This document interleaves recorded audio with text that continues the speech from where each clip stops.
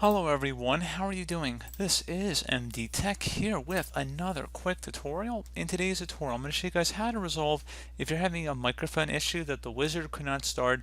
Make sure your audio hardware is working properly.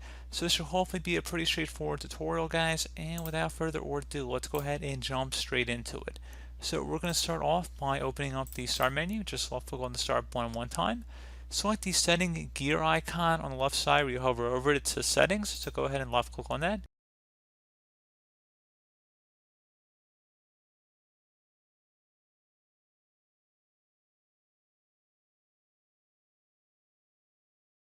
And now you want to go select the privacy tile. So you want to scroll down and select privacy. Select microphone on the left side underneath app permissions. So go ahead and left click on microphone. And underneath allow apps access to your microphone, make sure that is turned in the on position. And if you need to scroll down, make sure whatever apps are in question here are enabled for the microphone access.